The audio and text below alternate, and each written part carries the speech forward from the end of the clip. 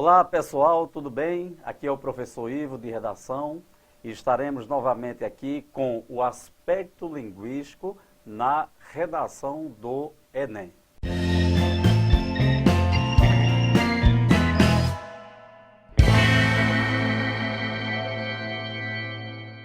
O aspecto linguístico na redação do Enem, ortografia, emprego de palavras e expressões. Assim como a acentuação gráfica, é um assunto que nos causa bastante temor na produção de texto. Então, é interessante o aluno ficar atento às dicas que passaremos aqui. Então, vamos lá, galera? Primeiro, o emprego do porquê. Eu costumo dizer que a gente vê esse emprego do porquê desde o 6º ano, na minha época, a 5ª série. E a gente vê do 6º ao 3º e nunca aprende. É realmente um enigma não aprender o emprego desse porquê. Mas por que não aprende? Esse aprender a que eu me refiro é o quê? Porque nós não colocamos em prática, né? Vemos as regras, vemos os casos, não escrevemos. A escrita no Brasil é muito defasada, então a gente não escreve. Temos de colocar a gramática, o aspecto linguístico na produção textual, na prática.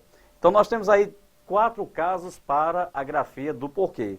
O porquê separado sem acento, o porquê junto sem acento, o porquê junto com acento e o porquê separado sem, ou melhor, com o acento. Então vamos analisar esses 4 casos. Vamos lá. Então veja bem, pessoal, o porquê junto, que é a primeira grafia, junto e sem acento, ora vai ser uma conjunção explicativa, ora vai ser uma conjunção causal. É, dentre as 4 formas, aquela que nós mais empregamos na produção de uma dissertação argumentativa lá do Enem. Então veja bem, cuidado com a grafia. Em que caso este porquê deve ser empregado? Quando indicar uma explicação, uma causa, como eu já havia dito, equivalendo a já que ou pois. Quando você diz Sara ficou sozinha porque estava chateada, na verdade aqui nós temos uma causa, né? Sara ficar sozinha foi a consequência e naturalmente tem de existir a causa. Aí o porquê junto e sem acento. Porquê separado e sem acento, quando equivale a uma preposição mais um pronome. Esse pronome relativo. Expressão usada normalmente no início de perguntas e quando, após o uso, fica subentendida a palavra razão motivo. Observem que aqui tanto pode ser o pronome relativo quanto o pronome interrogativo. Quando você diz, por que você não está estudando hoje? Atenção ao detalhe. Por que razão você não está estudando hoje? Veja que veio implícita a palavra razão. A rua por que passei é linda. Aqui nós temos o caso da preposição por mais o relativo que. Então nós teremos a rua pela qual passei. Então muito cuidado com esses 2 casos, porque é comum o aluno decorar que este porquê só pode ser empregado no início de perguntas e aí ele dança. Por quê? Vamos lá ao exemplo. Quando você diz, quis saber a razão por que não veio. Ou seja, quis saber a razão pela qual não veio. A pergunta indireta, veja que aí você tem também um pronome relativo, né? Preposição por com o pronome relativo. Então, muito cuidado com esses questionamentos. Por que junto e com acento, com valor substantivo, portanto, vem precedido ou seguido de um artigo, pronome numeral ou adjetivo, são as classes de palavras que naturalmente acompanham o substantivo. E aí você tem o exemplo. Não sei o porquê de tanta gritaria. Observem aqui a presença do determinante, do O, do artigo. E, por último, o porquê, separado e com acento, preposição mais pronome interrogativo, expressão usada no final de frases interrogativas ou afirmativas, e quando isolado na frase. Você não foi à festa por quê? Final de frase. Você não me entregou o trabalho? Final. Por quê? Não irei à festa. Por quê? Final de frases e isolado na frase. Ok? Então a grafia aí dos 4 porquês e o emprego deles, né, desses porquês, na ou para a produção de texto. E aí, um desafio para você. Qual é a forma correta? Onde ou aonde deve jogar a pedra? O que você diria? Chuta aí para mim, chuta não. Diz aí a forma correta. Diga aí a forma correta. Qual é a expressão, qual é a construção adequada aqui? Onde devo jogar a pedra ou aonde devo jogar a pedra? Quem pensou em aonde? Quem pensou em onde? Vamos analisar? E aí, pessoal, e o desafio? Qual é a forma correta? Onde ou aonde devo jogar a pedra? O que você diz? À frente, veremos aí o comentário. Primeiro, vamos analisar algumas outras expressões. O emprego do afim junto e do afim separado. O afim junto, naturalmente menos usual, e principalmente em produção textual, é um adjetivo que indica igualdade, semelhança. Temos objetivos afins, inclusive, nesta construção aqui, pode aparecer, como vocês já perceberam aqui, a forma no plural. Afim separado indica finalidade objetivo, então nós teremos trabalho hoje afim, olha, com o objetivo. Isso lembra o que na produção de texto, pessoal? Lembra o efeito lá da intervenção, da competência número 5. Então, cuidado com isso aí.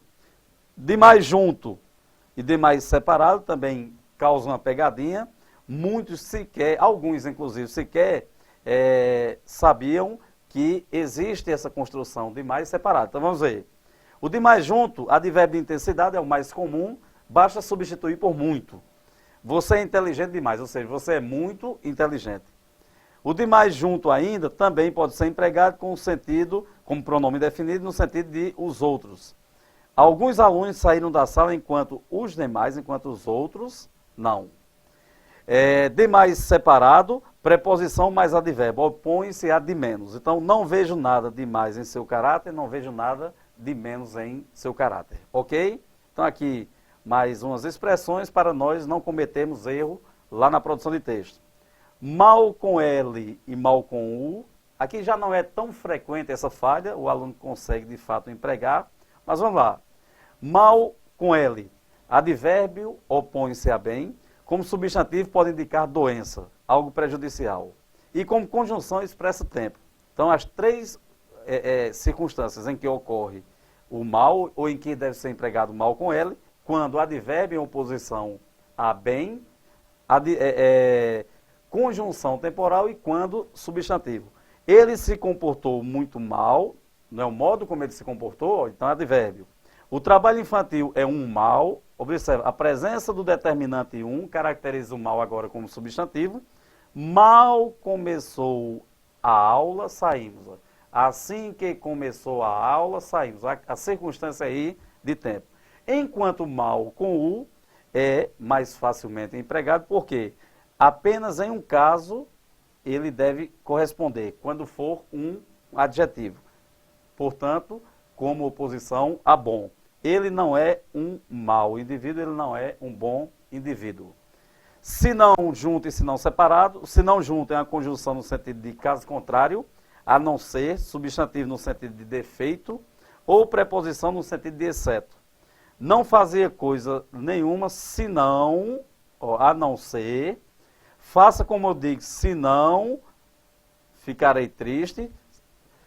Ele é o senão, veja aqui como substantivo. Os casos em que aparece aí como conjunção e os casos quando aparece como substantivo.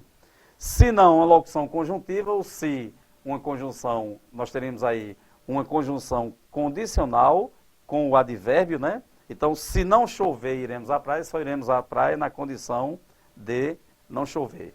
E aqui eu trouxe algumas palavras que causam polêmica em relação ao emprego numa produção ou numa eventual produção de texto. Chamar a atenção para algumas aqui, vou destacando. Nunca mais empregue de repente junto. Olha a forma correta ao lado. De repente separado. Nunca mais empregue a partir junto. Olha a forma correta, pessoal, a partir. Este aqui é triste, viu? Com certeza. A gente que já participou de procedimentos de correção textual, encontra muito isso aqui. Aqui terrível. Compreensão com 2 S. Compreensão, a grafia correta é apenas com um S. Nós temos aqui privilégio, e a forma correta é esta. Muita gente confunde estas duas palavras aqui, olha. Atrás, ideia de lugar, e traz, do verbo trazer.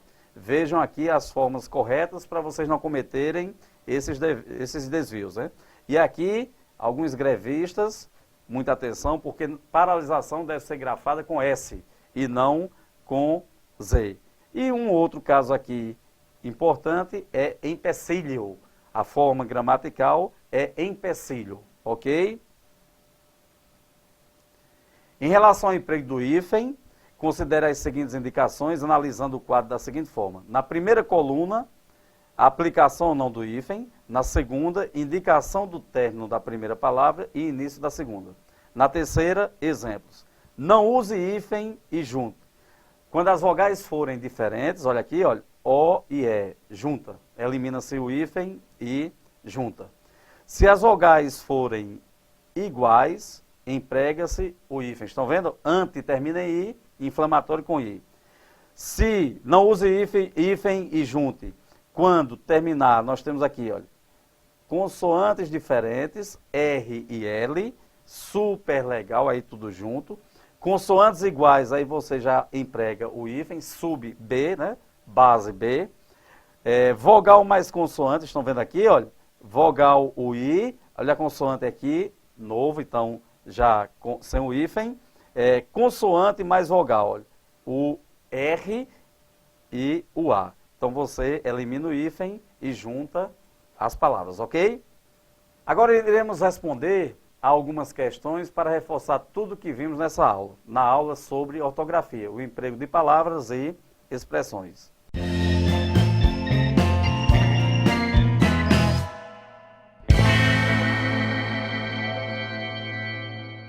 Bem, agora vamos aprimorar ainda mais nosso conhecimento sobre ortografia, respondendo às seguintes questões. Assinale a opção em que a palavra sublinhada está corretamente grafada. Então vamos lá? Letra A. Esse privilégio. É isso, pessoal? Não. A pronúncia correta é o quê? Privilégio. A natureza beneficente. Beneficente nada. É beneficente. No alto do morro, um palacete com piscina. Faltou aqui o quê, pessoal? O S. Não é isso? As sessões de massagem eram realizadas todos os dias. Sessão aqui com intervalo de tempo está grafada corretamente. Lembrando, os outros casos de grafia de sessão, sessão com o C no início. Nós teríamos o quê? Do verbo ceder, né? O ato ceder. Sessão com C cedilha ou secção, quer dizer, uma parte do todo. Então, são alguns casos aí para a gente ir se lembrando. E a adolescência, naturalmente, faltou o S aí antes do C. A alternativa correta, portanto, letra D. Ok? Espero que todos tenham acertado isso aí, né? Considerando a norma culta, preencha os espaços em branco com uma das palavras entre parênteses. Vamos lá? Quero ouvir aí. Onde você mora ou aonde você mora? Mora, a forma verbal que não indica movimento. Aqui só está pretendendo saber o lugar. Portanto, qual é a construção correta? Onde você mora. Se fosse, por exemplo, ir, ó, aonde você vai. Olha o verbo ir indicando o movimento. Quis saber por quê, qual é a grafia. Quem decorou aquela questão de frases interrogativas, olha aí, uma interrogativa. Tá vendo aqui? Interrogativas diretas, não. Essa aqui é o interrogativo o quê? Indireta. Quis saber por quê. Qual é a melhor metodologia para sabermos o emprego do porquê? Neste caso aqui, a grafia é esta. Vem implícita o quê, pessoal? A palavra razão. Se depois do porquê pudermos empregar a palavra razão, o motivo, ele deve ser grafado separado e sem acento. Quis saber por que razão, por que motivo, faltou a aula. Mal começou a aula, os alunos saíram, já foi o exemplo lá mencionado, mal com ele, porque é uma conjunção temporal. Esta cadeira não tem mais concerto. Primeiro caso, pessoal, concerto aqui de reparo. Este segundo seria o quê? Concerto musical, uma sessão musical. Corre, se não, olha aqui, olha, do contrário, a polícia te pega. Este se não separado somente na condição, ok?